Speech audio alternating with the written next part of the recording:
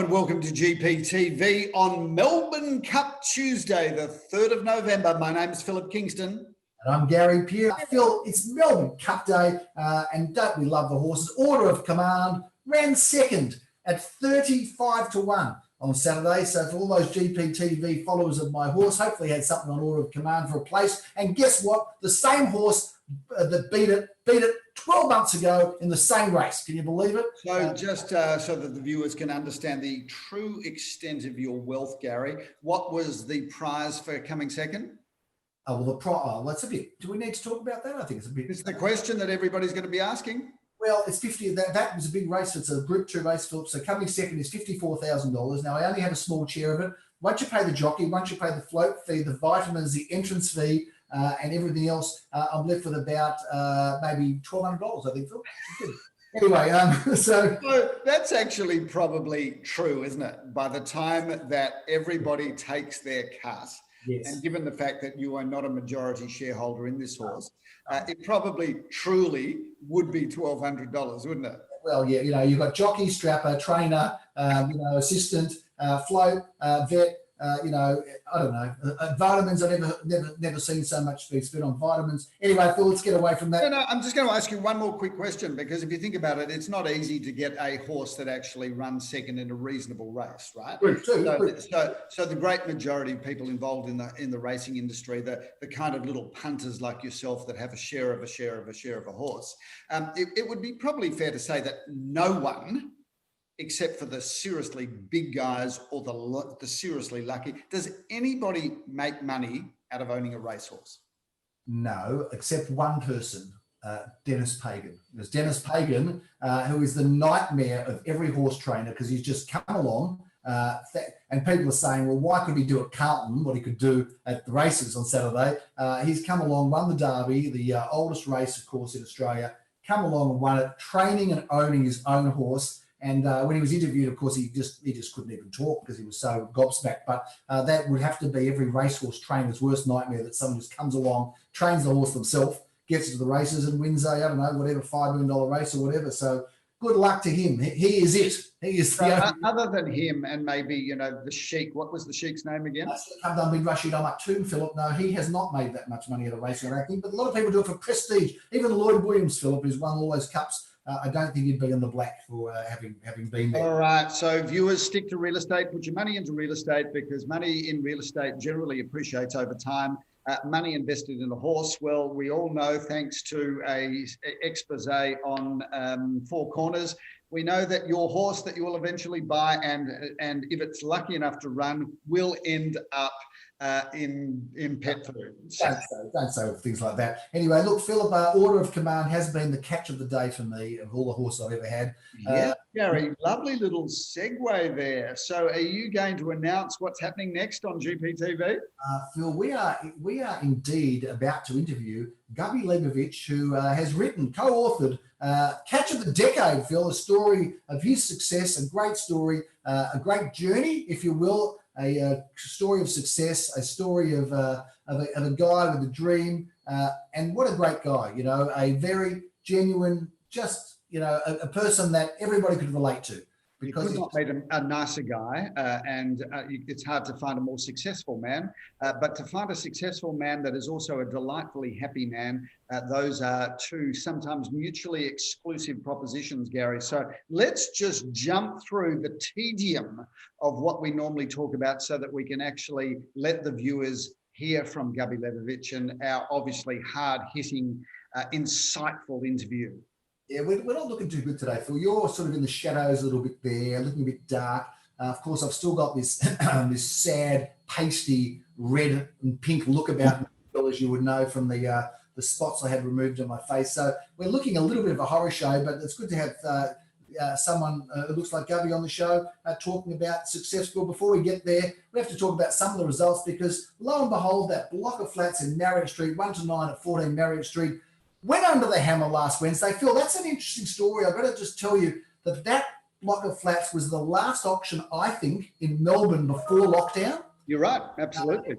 It was the day that lockdown finished that night. Lockdown, I think we held the auction at 3 o'clock that afternoon when lockdown was coming into 11:59 that evening. And lo and behold, it's one of the first, if not the first, auctions when lockdown opened. So an interesting lockdown, in and out of lockdown story, but 3 bidders, and it sold for $3,202,000, Philip, with you doing a superb auction in fine form, which was great on Wednesday. I think it's worth noting, Gary, that we have developed an expertise in selling blocks of apartments. I don't think that there's another agent in Melbourne that has sold more blocks of apartments than we have, and I think that was our 81st block of apartments. So they've always done particularly well. We're great fans of blocks of apartments as investments. They've always done particularly well. We've never not sold a block of apartments that we were entrusted to sell. And yet there's a tale of two markets, if you like, because I remember the auction on lockdown eve of trying to sell that. We did not have any bidding. There was hardly anybody there at the auction. We passed it in on a vendor bid. And yet tale of two markets, Gary, because we brought it back, one of the first auctions post coming out of lockdown, and yet there were 3 bidders on that property that went straight away into the bidding process. We announced that property on the market. It was sold under the hammer. So you couldn't have got 2 different stories really. On the left hand, the story of it passing in rather sadly, coming out of lockdown, achieving an excellent result. A tale of 2 auctions, if you will, Phil. 43 Crimea Street was a midweek auction as well.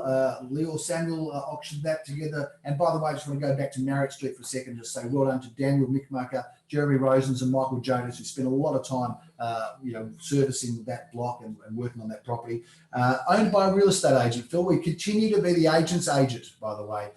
It just keeps happening, doesn't it? So well, ain't that the truth, Gerald? Sure is. And this week we've listed 2 properties, I think, both owned by real estate agents. So we keep representing the industry. Must say something about our skills. 43 Crimea Street, Philip. Well, that sold about 3 years ago, Phil. I think it sold for $1,290,000, just resold for $1,352,000. So prices have maintained, property in very similar condition to when it was bought. So anyway, that was sold, and well done to Viv there. Philip, the other property that was sold again by the Samuels is the property at 133 Wheeler Street, Ormond, sold for $980,000 at the top of its range, and that was also a competitive auction, as I understand. Lamore Herskovitz sold 14. Number 11 at 527 Dandenong Road in Armidale. So we've bounced around everywhere, Philip. We've made sales. Gary, rather than going through all of last week's sales individually, because last week was a pretty good week, I just want to make the generalised comment that we're really now well and truly out of lockdown. We're not quite back to where we were from the point of view that we still are not able to hold public opens for inspections where the boards and flags are out and mass numbers coming through. We're still not able to have public auctions with as many people as we like. So with those 2 caveats, the point I'm about to make is that we've now, I reckon it's pretty clear, the market is alive and well. Prices are where they were when we went into effective lockdown in Australia, February, March of this year. So the good news is I'm ready to call the fact that the market is alive and well and picking up from where it left off. There's some bounce out there, Phil. You can't deny it. There's some bounce. So look, we're not going to review all the auctions and sales, but for suffice to say, we sold at St Kilda, Reese, Caulfield North, Ormond, Armidale, Carnegie, Bentley, Paran, and Bentley East. We sold in all those areas last week, plus a few others. So it's been a very big week. Things are happening. Listings are happening. Phil, we've got some properties to review. By the way, just want to say that there is a special offer through Catch of the Day for the book. So stay tuned to the interview and make sure that you jump on to the ideas@garypeer.com.au line, Phil. Just email quickly so we can get you some of those books as well. Phil, let's talk about our auctions going off this weekend. We have 17 Walnut Street, which is an expression of interest. That closes tomorrow, Phil, on Wednesday. But what a superb property. 288 Alma Road. Well, the expression of interest closes there on Thursday.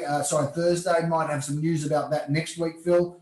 Let's get into our auctions very quickly, Phil. 46 Moore Street, 11:30 Saturday morning, Philip. And again, I've got auction honours, and I haven't done an auction for bloody ages, I've got to say. Well, hopefully the redness from your face will have disappeared by this coming weekend, Gary. So stay out of the sun. You're looking very beetroot-ish, if you don't mind me saying. I'm saying to people in meetings, look, I'm neither sunburnt nor drunk. So please don't feel that I'm either of those. All I can say at this stage is you look like a sunburnt drunk.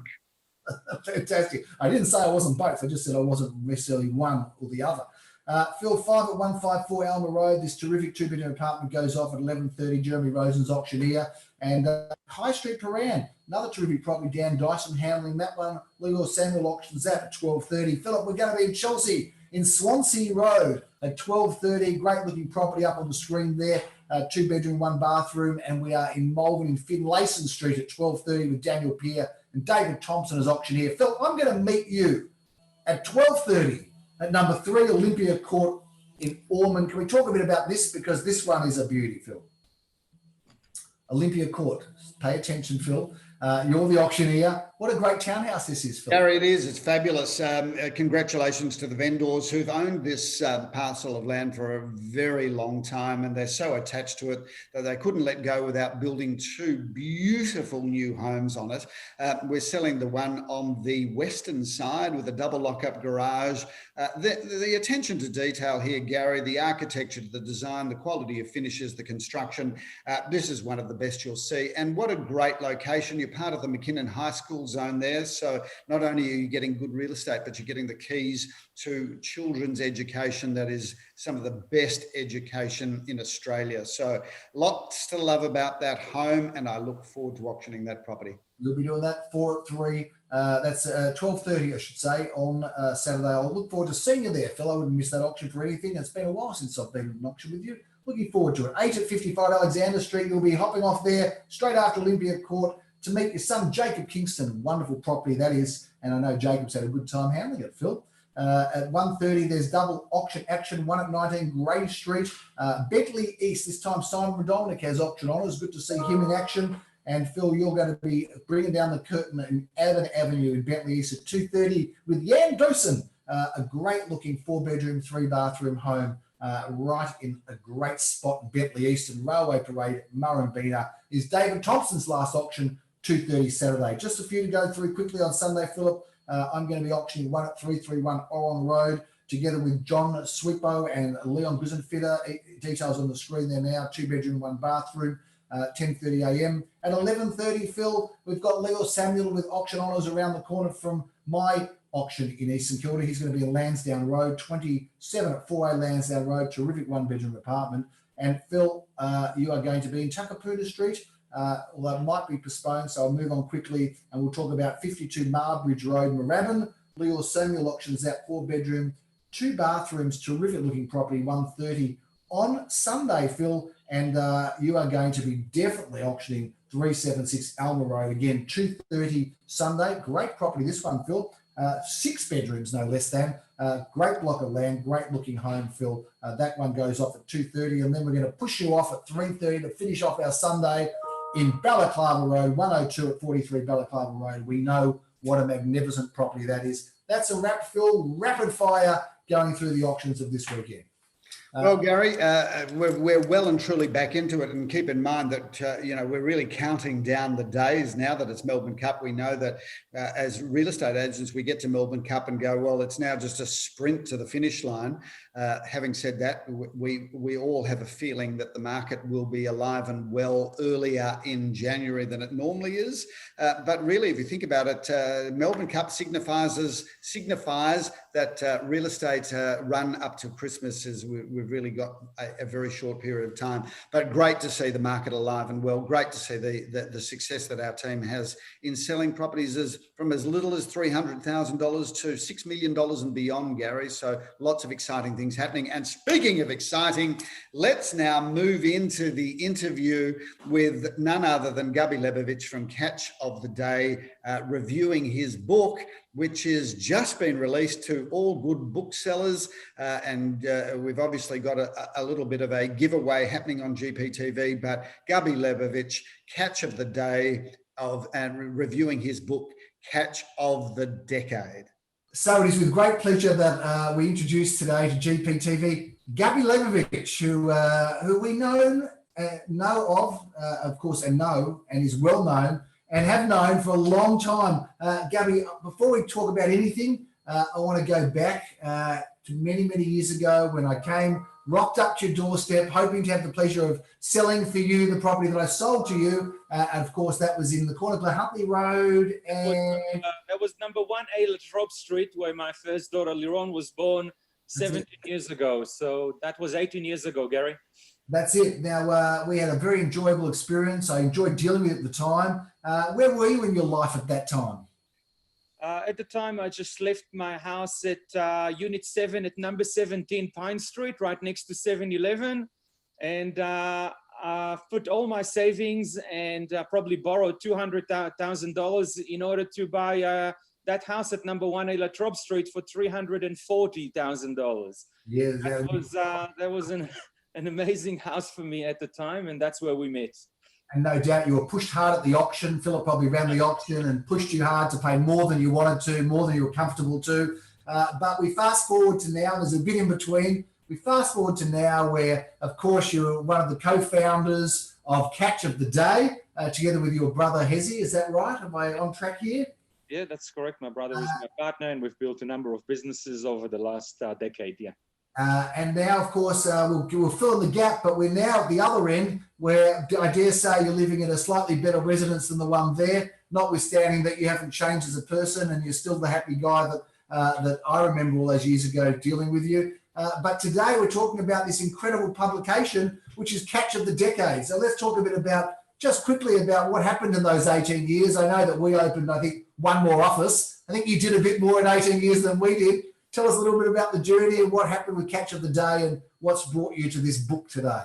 Yes, as we mentioned, we met around 2002. At the time, I was working at my dad's business called Panacels on the corner of North Road and the PN Highway. For those that don't know, the younger generation, it's something similar to a Good Guys or a JB Hi-Fi kind of store.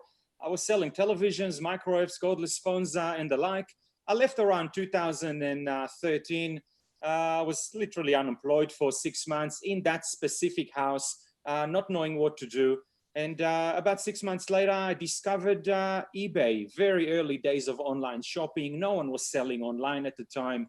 Back in 2003, 2004, the first question you heard when you touched e-commerce was, is it safe to put your credit card online? You know, no one was doing it. In 2000, I spent 2004 and 2005 literally selling on eBay, selling 10, 20, 30 products a day, every day driving to the local post office in Caulfield, opposite 7-Eleven, next to Lafa. Gary, Philip, this is very much a Caulfield story. You know, I've been walking the streets of Caulfield for the last 34 years, and you'll still find me at, Goodies or Uffizi every day between 8 and 8:30 a.m. We continued from there in 2006. We launched a crazy site called Catch of the Day, and we came up with a silly model of selling just one deal a day.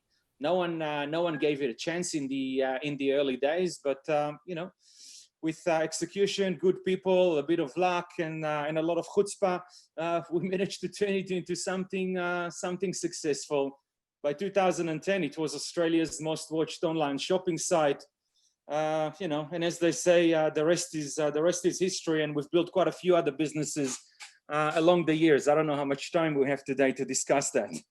Well, when we look at the stereotypical Israeli in an electronics store, like you might see in Don't Mess with the Zohan, they don't always get to the heights that you've got to. So no question, there's been some kind of, I don't know if you put it down to just intelligence, brilliance, innovation, hard work, bit of luck.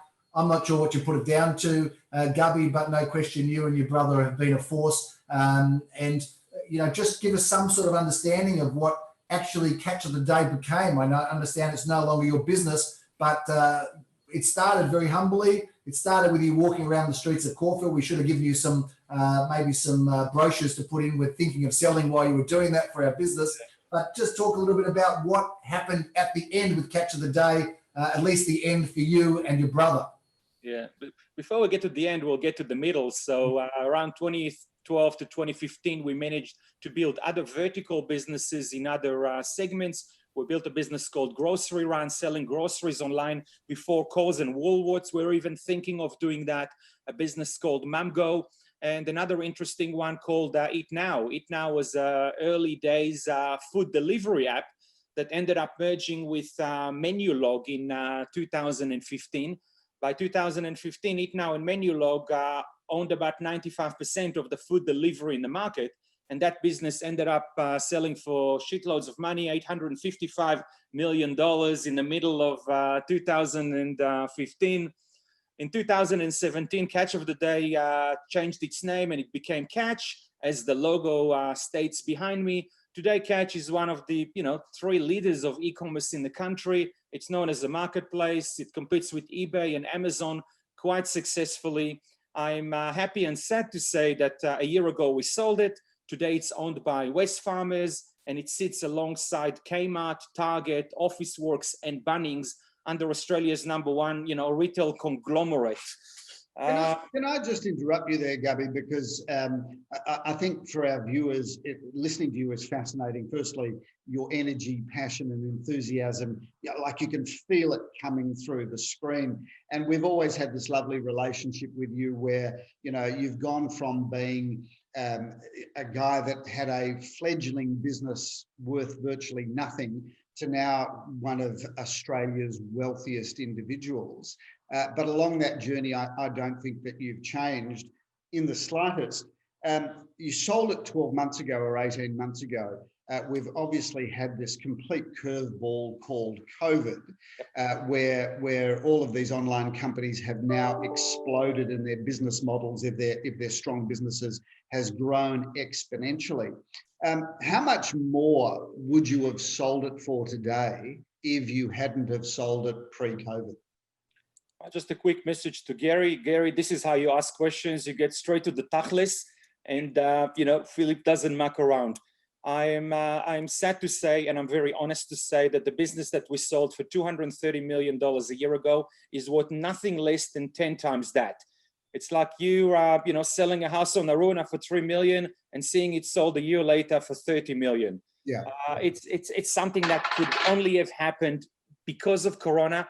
I obviously think about it a lot because I read the papers every day and I see what's going on. And businesses that are a lot worse, a lot smaller than us, are being valued today at a much higher price. But what can we do? We don't cry about spilled milk. This is life. It happened, and it happened not because of our stupidity. We just got our timing wrong by a single year. It is what it is. And this is what fascinates me, and this is why I'm going to ask this question a couple of times, because you've always struck me as just this beautifully happy person. Now, whether that's true or not, I'm not your psychotherapist, but that's the way you've always struck me. You've built your wealth you'll set yourself and your family up for generations to come. But as a happy guy that I think you are, does it, you're already worth so much money. Does it really hurt, or is it, tell me about what that really means, because I know that if I'd sold one of my properties and I saw it was worth 10 times more a year later, I'd still be going, yeah, look, I'm happy because I made my money. But it's such an exponential thing that I'm just delighted that you and your brother are in a position where you can kind of shrug your shoulders and go, well, I didn't really need that $1.7 billion extra. I spent an hour yesterday with one of Australia's billionaires. I'm not going to mention who it is because everyone knows the person and the business. And he told me the following. His dad once asked him, what is it to be rich? And at the time he told his dad to be rich is to have $1 million. Obviously today he's got quite a bit more. And his dad told him that's not the answer. To be rich is to be able to have choice. And he told me, Gabby, I'm really jealous of you right now because you have choice and you can do whatever you want in the morning. And I don't have choice because I still have to go and continue building my tremendous business. This morning, I bumped into David Schaefer, Kogan's #2, having coffee at Goodies. And they've done tremendously well. But he has to go to work right now and work tremendously hard to keep building it. So I'm proud to say that I do have that choice this morning. And yes, being a winner, I am a little bit pissed off reading those articles every single day, seeing companies like Temple and Webster that are way smaller than Catch being valued at $1.6 billion. But that's because we are winners by nature, you know, and that's what makes entrepreneurs entrepreneurs. So this is the true honest answer, guys. I don't know any other way to say it.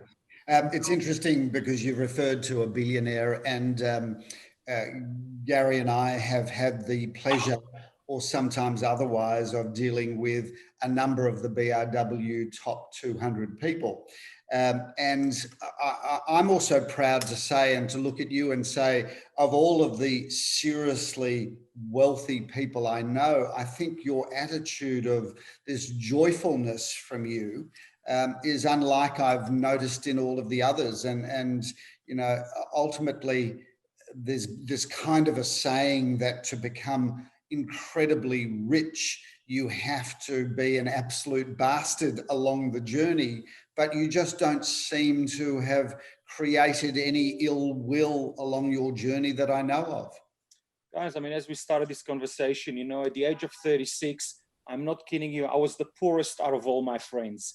I'm the one that didn't study medicine or legal or accounting and so on. I was a trader selling fax machines in Brighton and previously in Box Hill. The rest, I mean, I like to call myself an accidental entrepreneur. And when you read that book, you'll see that we are very honest about where we come from and where we're going. In 2013, I did not know what CFO stood for. That's Chief Financial Officer. You know, I still struggle with a lot of that terminology of the legal and finance world. But I think you'll need to read the book, and I'm going to drop it in your office soon. Here it is, ladies and gentlemen, Catch of the Decade. Pick it up online, pick it up on Glen Huntly Road. It's going to be Australia's #1 selling business book this summer.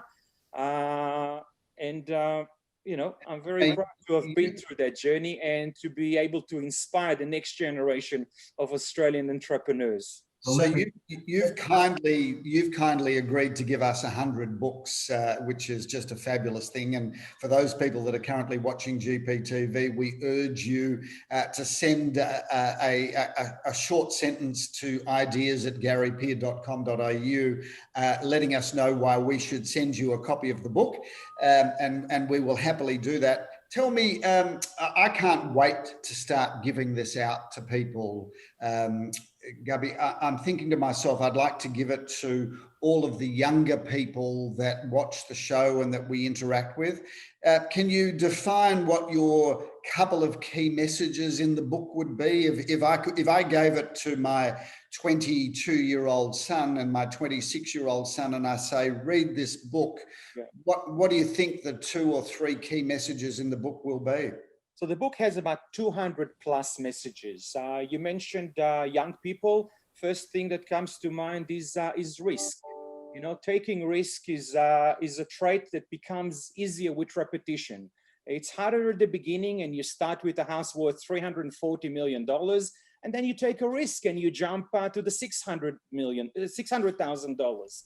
One thing that I'll never forget, and I attribute that line to you, Philip, and I learned it from you probably 2 decades ago, is don't judge the value of the house on the last $50,000. And I promise you that throughout my career, I've thought about that line so many times when I was doing business transactions, and I attribute it to Mr. Philip Kingston. So would it be fair to say, Gabby, that the secret to your success, the #1 secret to your success, was actually meeting me? That's one of them. And by the way, I'm thanking you for one of them. So lesson 26 is dedicated to you. So for all the readers, please check lesson 26, and it's Philip Kingston.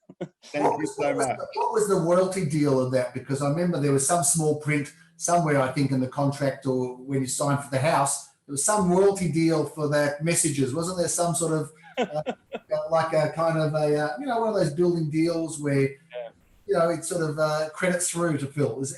I think the deal clearly, Gary, was anytime we wanted to be able to speak to Gabby, he would gladly take our phone call, and he certainly honoured those commitments. But coming back to the key messages, I mean, I love the first key message that you talked about, which is take risk. I'll give you the second one. The second one, again, thinking about what young people, etc.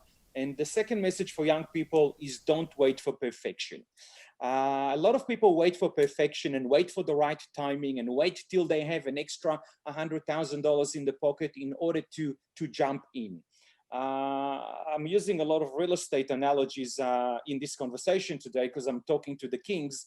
But in 2005, I was really wanting to buy myself a house in Caulfield, and I couldn't pay the $600,000 that was the average price at the time. And I said, and together with my wife, we decided to buy a cheaper house in McKinnon and try and save for a couple of years. But we all know what happened. And 2 years later, that $600,000 house in Caulfield was suddenly worth $900,000. Don't wait for perfection. Jump in and continue building your business and your processes and improve on it, with time. But nothing is perfect on day one. There's a lovely saying that we learned from one of our early mentors, Gabby, that kind of packages what you've just said into one sentence, which this gentleman always says, don't let perfection get in the way of progress.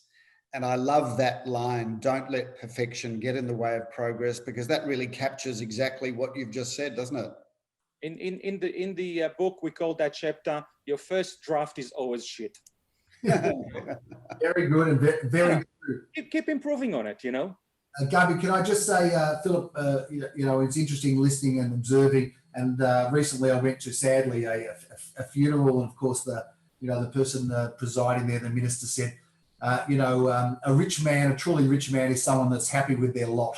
And I think that really stuck with me. I think a rich man is someone that's happy with their lot. And I think, notwithstanding, you've always been an incredibly ambitious person and hardworking person. It didn't come to you, wasn't given to you, it wasn't there by chance. But to be happy with your lot is the greatest gift anybody can have. And I think you've always exemplified that at any stage of how we've known you on your career and on your path of success. But just in terms of the messages, we've got young people who are going to take risks. What other sort of great messages are you there? When someone finishes the book and they put it on their shelf and tick it off, what would you like to think that they've got out of it? So the last page of the book actually says, we've just told you about 200 plus messages, but we saved the best message for last.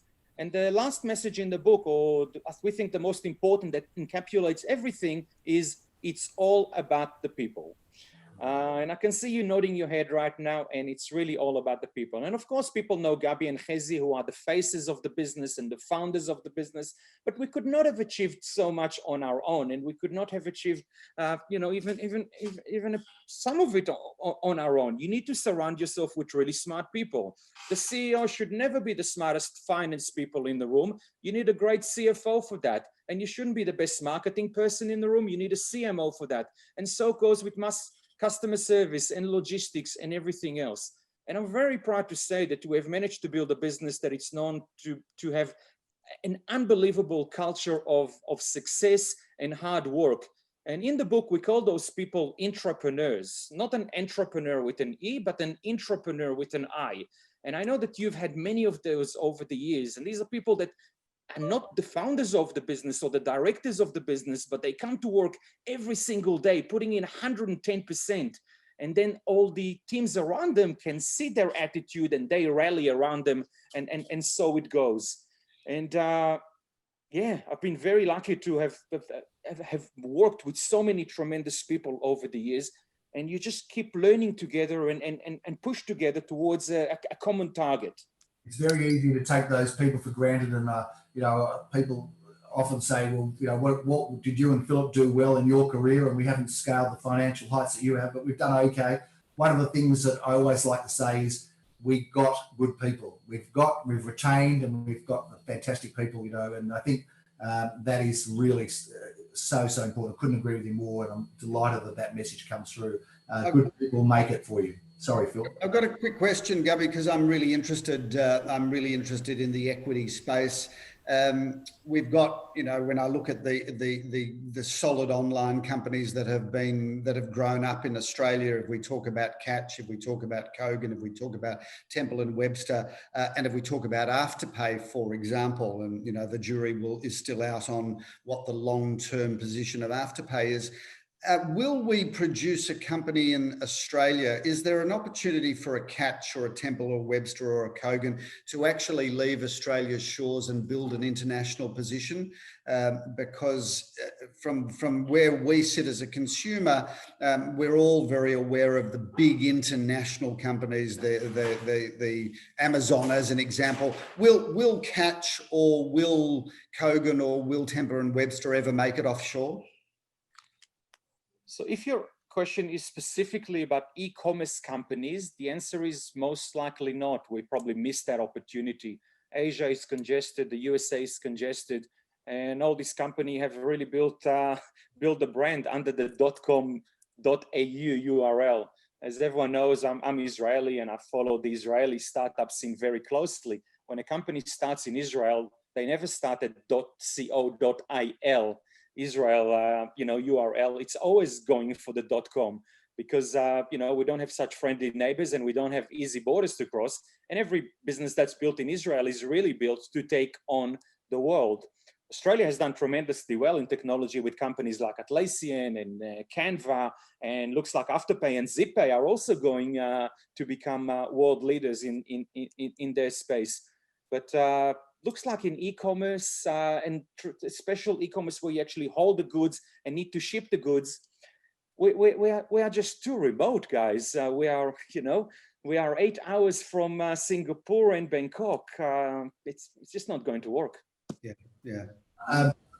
Gabby, I know you've got 3, I think, podcast meetings today. You've got a busy day, you've got a lot going on, promoting this book. We've been so excited about it. Also, I think it's worth our viewers knowing that you spoke to our team in the dark lockdown period and inspired and helped them, sending your positive message of success and positive, just general positivity. So I want to thank you again in front of all of our GPTV viewers for that. The book, hold it up again. Let us know where people can get it from. We're very excited of Catch of the Decade, written by Gabby and Hezi. How long did it take you to write the book, and where can people get it from? Look, it's taken through Corona. It was a perfect time to write a book like that, and we wrote it over a period of 6 months, from December to June 2020. It's very relevant. A lot of 2020 references available from today in all good bookstores, from Booktopia to Amazon to Catch to QBD. Everything around us, Glenferrie, Glen Huntly, Brighton, everyone is carrying it, and I really think it's going to be Australia's #1 business book this summer. Lots of amazing reviews already coming in. The book is very much spoken in my language. For those that know me and know my accent, they could really hear the jokes, the humor, and the arrogance coming in from within the pages. I couldn't have written it in any other way. Together with my brother, we say it the way that we speak, in basic English, without too complicated business and financial lingo. So, and the proceeds from the book, where are they going? 100% of the profits go to a couple of charities that we like and are very retail and Corona related. One of them is called Goods 360, and they distribute goods to charities, schools, and people that need it. And the other one is called Second Bite, and they distribute food from companies like Coles, Woolworths, Nando's to lots of people that sadly require a meal these days. They distribute about 1 million meals every single week. That's awesome. So that we can do a special GPTV offering. So the first 10 people, Phil, we're good with that, can get a copy of, and it's signed, I think. Is your book signed, Gabby, as well? Gary, I must just say you've been incredibly generous, giving away 10 of the 100 books that Gabby gave us for free. Let's change it. I'm going to drop in 120, 120 books. Fantastic. 20 for the crowd, and I want each one of your employees to read it as well, because trust me, you will thank me for it. It will become much better, and we'll love you more for it. And Gabby, in closing, firstly, I just want to say on behalf of Gary and I and our entire team, how much we just have enjoyed the ride with you, watching you from the distance, and also being close with you, being part of your real estate transactions. We want to wish you and your family and your brother the most amazingly good health. We look forward to watching and being inspired by the things that you do moving forward. And we also acknowledge what a great community person that you are and how generous you are with your time and how infectious your energy and happiness is. It's been a pleasure to be part of your Gary, journey. stop it. No, enough. And Philip, the reason that I only gave 10 books away is because we've already pre-sold 90 of them on eBay already. So we only had 10 left, but now we've got 30. Thanks, Gabby. It's been wonderful to see your growth. You deserve your success. We wish you continue. Is there going to be more books? That's the last thing I want to ask. We're going to do crime next, or where are we going to after this? There's not going to be more books, but I'm sure that there's going to be more businesses. We've realized during Corona that we can't sit at home and drink coffee at Goodies every day. There's a lot more to life, and we're going to build some more interesting businesses to keep Australians entertained. Well, thanks for being on board. We appreciate it. Thanks so much, Gabby. Really appreciate it. Thanks for being here. We wish you continued joy, good health and success. And we look forward to the Gabby Levovich story continuing because it hasn't finished yet. So, hey guys, happy selling season. Appreciate it. Bye. Thanks, Gabby. Bye.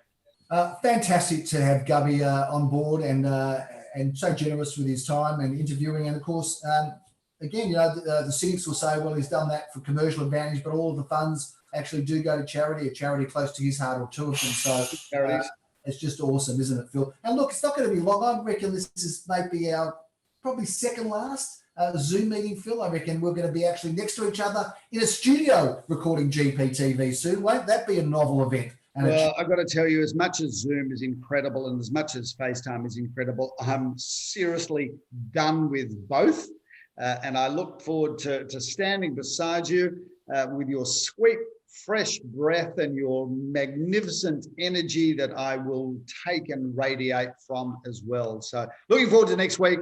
Thanks, GPT viewers, for watching. Hopefully you had a win today, and we look forward to seeing you next week. I'm Philip Kingston. I'm Gary Peer. Happy Melbourne Cup Day. Look forward to seeing you next week. Thank you.